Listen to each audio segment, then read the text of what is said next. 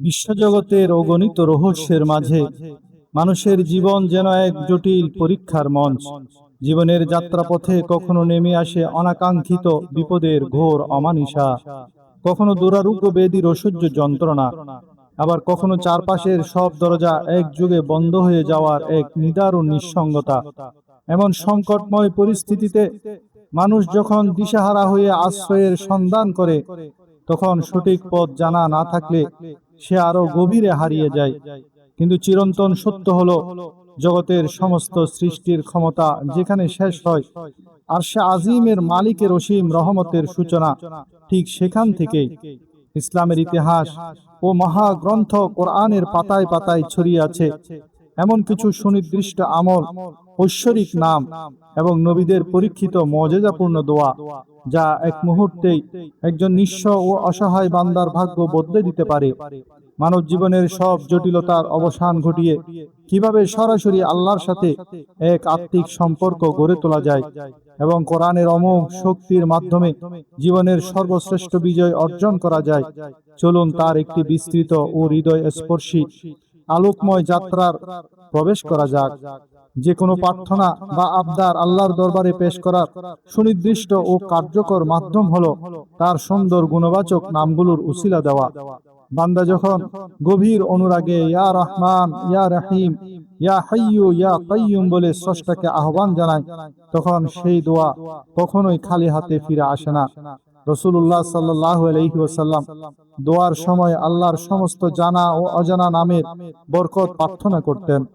আল্লাহ তাআলা কিছু নাম তার পবিত্র কিতাবে নাজিল করেছেন, কিছু নাম বিশেষ সৃষ্টিকে জানিয়েছেন, কিছু নাম কিয়ামতের দিন প্রকাশের জন্য সংরক্ষিত রেখেছেন, আর কিছু নামের জ্ঞান একমাত্র তিনি নিজেই ধারণ করেন। সূরা হাশরের শেষ ৩ আয়াতে আল্লাহ তাআলার এমন ১৪টি গুণবাচক নামের পরিচয় পাওয়া যায়।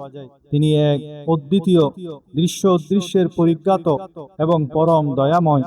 বিশ্বজগতের একাধিক স্রষ্টা থাকলে সমগ্র মহাবিশ্বের শৃঙ্খলা বিনষ্ট হয়ে যেত। আল্লাহ তাআলা দুনিয়ার বুকে মুমিন কাফির নির্বিশেষে সবাইকে দয়া করেন বলে তিনি রহমান, আর আখেরাতে কেবল বিশ্বাসীদের জন্য বিশেষ করুণা রাখবেন বলে তিনি রহিম। সমগ্র সৃষ্টি জগতের ভালোবাসাকে ১০০ ভাগে ভাগ করে ৯৯ ভাগ ভালোবাসা আল্লাহ নিজের কাছে রেখেছেন, আর মাত্র ১ ভাগ দয়া বিশ্বজগতের সমস্ত সৃষ্টির মাঝে বন্টন করে দিয়েছেন।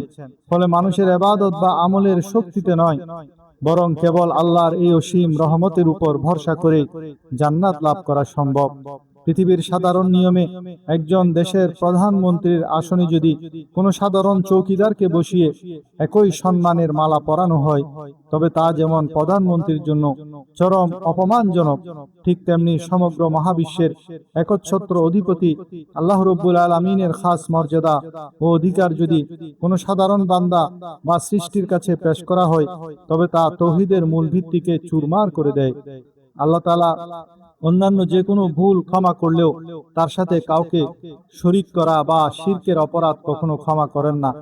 তাই সন্তান লাভ, রোগ মুক্তি কিংবা যে কোনো চাওয়ার জন্য কোনো মাজারে সেজদা করা বা সৃষ্টির কাছে প্রার্থনা করা সম্পূর্ণ শিরিক। মানুষের সমস্ত দুয়ার যখন বন্ধ হয়ে যায়, তখন সরাসরি আরশে আজিমের মালিকের দিকে ২ হাত তুলে দরখাস্ত পেশ করতে হয়। নিশিরাতের তাহাজ্জুদে দাঁড়িয়ে চোখের পানি ফেলে সেজদার মধ্যে আল্লাহর সাথে কথা বলার চেয়ে আপন ও মধুর আর কিছুই হতে পারে না। আল্লাহ তাআলা বান্দাকে পরীক্ষা করার জন্য মাঝে মাঝে কষ্ট দেন, তবে সবর করতে পারলে তার বিনিময়ে রেখে দেন অপরিসীম পুরস্কার। মাতা পিতার ইন্তেকালের পর তাদের জন্য সন্তান নিজেই চোখের পানি ফেলে দোয়া করবে। দোয়া হলো ইবাদতের মূল বা মগজ। কিন্তু বর্তমানে অনেকেই ফরজ নামাজের পর বিশ্বনবীর শেখানো জিকির আজকার ও ব্যক্তিগত দোয়ার গুরুত্ব ভুলে বসে আছে। আল্লাহর কাছে প্রার্থনার গুরুত্ব বোঝাতে গিয়ে রাসূলুল্লাহ সাল্লাল্লাহু আলাইহি ওয়াসাল্লাম বলেছেন, এমনকি জুতার ফিতা ছিঁড়ে যাওয়ার মতো অতি ক্ষুদ্র বিপদেও সরাসরি আল্লাহর কাছে সাহায্য চাওয়া উচিত। অনেক সময় মানুষ নিজের পাপ ও গুনাহের কথা চিন্তা করে মনে করে যে তার দোয়া হয়তো কবুল হবে না। এই নিরাশার চিন্তাটি সরাসরি অভিশপ্ত ইবলিসের চক্রান্ত। শয়তান ভালো করেই জানে যে দোয়ার মাধ্যমে একটি সাধারণ বান্দা পাতাল থেকে আকাশে উন্নীত হতে পারে, জাহান্নামী থেকে জান্নাতি হতে পারে এবং আল্লাহর সাথে তার সম্পর্ক গভীর থেকে গভীরতর হতে পারে। তাই শয়তান মানুষকে নিরাশ করে দোয়া থেকে দূরে রাখতে চায়। বাজারের প্রচলিত অনেক অনুল্লিখিত ওজিফার বইয়ের দোয়ার চেয়ে কোরআন ও হাদিসে বর্ণিত দোয়ার গুরুত্ব অপরিসীম। তবে নিজের ভাষায়, মাতৃভাষায় বা মনে মনে আকুতি জানালেও অন্তরের গোপন খবর রাখা আল্লাহ সেই দোয়া কবুল করেন। আমাদের মানব জীবনে ঘুরে ফিরে যে 3 ধরনের প্রধান সংকট আসে তার প্রতিটির জন্য কোরআনে আল্লাহ তাআলা গ্যারান্টিযুক্ত 3টি বিশেষ দোয়া শিখিয়ে দিয়েছেন। নাম্বার 1, চরম বিপদে দেয়ালে পিঠ থেকে গেলে। যখন কোনো বিপদে রক্ষার আর কোনো দৃশ্যমান পথ খোলা থাকে না, তখন হযরত ইউনূস আলাইহিস সালামের মাছের পেটে অন্ধকার সমুদ্রে পঠিত সেই ঐতিহাসিক দোয়াটি একমাত্র উদ্ধারকারী মাধ্যম। লা ইলাহা ইল্লা আনতা সুবহানাকা ইন্নী কুনতু মিনাজ জালিমিন। আল্লাহ তাআলা কোরআনে স্পষ্ট ঘোষণা করেছেন, তিনি যেমন এই দোয়ার মাধ্যমে ইউনূস আলাইহিস সালামকে সাগরের অতল অন্ধকার থেকে রক্ষা করেছিলেন, তেমনি কিয়ামত পর্যন্ত আগমনকারী প্রতিটি ঈমানদার বান্দাকে যে কোনো কঠিন সংকট থেকে এই দোয়ার মাধ্যমে উদ্ধার করবেন। 2 নম্বর হলো দুরারোগ্য ব্যাধি ও শারীরিক অসুস্থতায় দোয়ায়ে আইয়ুব। রোগ ব্যাধি হলে সুন্নত হিসেবে ঔষধ সেবন এবং বৈধ ঝাড়ফুঁক গ্রহণ করার পাশাপাশি মূল আরোগ্যের মালিক আল্লাহর কাছে হযরত আইয়ুব আলাইহিস সালামের ভাষায় আবেদন জানাতে হবে। বছরের পর বছর কঠিন ও অসহ্য ব্যাধিতে কষ্ট পাওয়ার পর তিনি পরম বিনয়ে বলেছিলেন, আন্নী মাসসানিয়াদ দুররু ওয়া আনতা আরহামুর রাহিমিন। অর্থাৎ, হে আল্লাহ, কষ্ট ও অসুস্থতা আমাকে ঘিরে ধরেছে আর আপনি তো সকল দয়ালুর চেয়ে শ্রেষ্ঠ দয়ালু। এই বাক্যের মাধ্যমে আল্লাহর প্রশংসা ও নিজের করুণ অবস্থা পেশ করার সাথে সাথে পরম করুণাময় আল্লাহর বান্দার সমস্ত কঠিন ব্যাধি দূর করে দেন। 3 নম্বর হলো নিঃসন্তান ও সন্তান সংক্রান্ত জটিলতায় দোয়ায়ে জাকারিয়া। সন্তানহীনতার বেদনা কিংবা সন্তান লাভের আশায় আকুল বান্দার জন্য হযরত জাকারিয়া আলাইহিস সালামের পঠিত কোরআনী দোয়াটি এক অপূর্ব নিয়ামত। রব্বি লা তাযারনি ফারদান ওয়া আনতা খায়রুল ওয়ারিসিন। অর্থাৎ, হে আমার রব, আমাকে একা বা নিঃসন্তান রাখবেন না, আর আপনিই তো সর্বশ্রেষ্ঠ ওয়ারিস। আল্লাহ তাআলা এই দোয়ার বরকতে বৃদ্ধ বয়সে হযরত জাকারিয়া আলাইহিস সালামকে হযরত ইয়াহিয়া আলাইহিস সালামের মতো সন্তান দান করেছিলেন।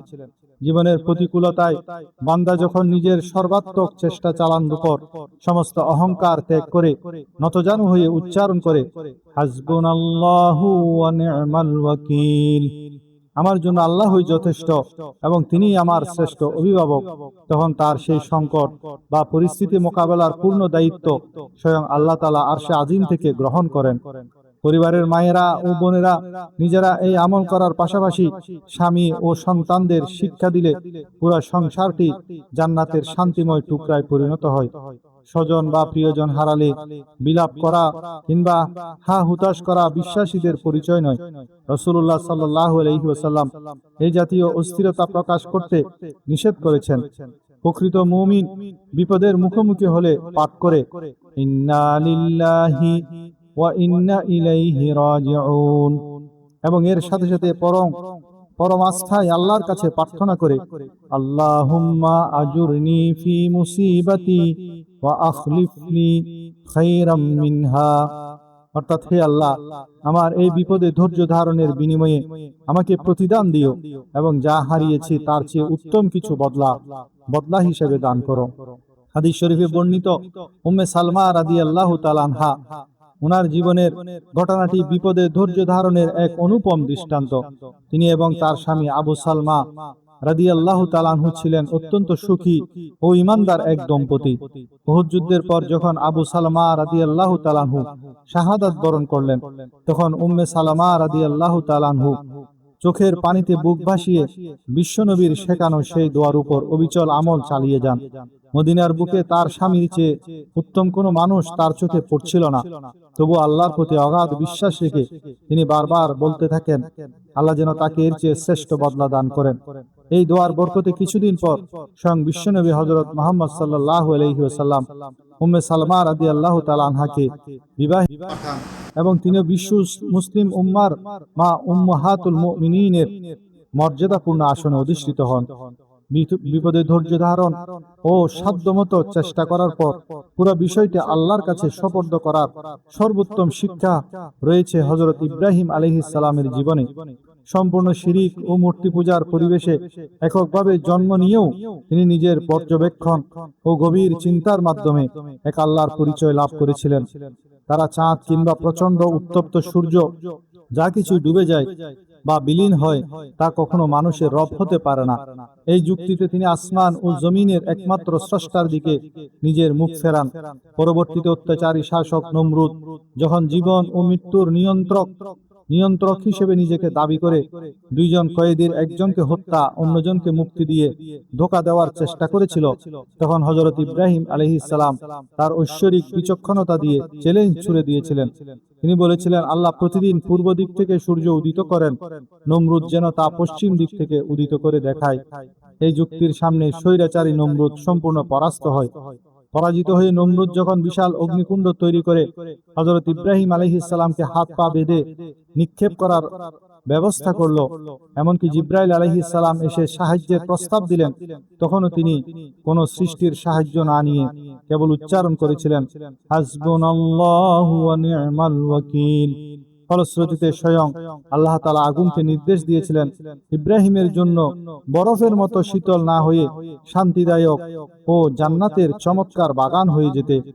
পরিশেষে মানব জীবনের প্রতিটি পদক্ষেপে এক উদ্দেশ্যের সুদৃঢ় হাত আমাদের রক্ষা করে চলেছে।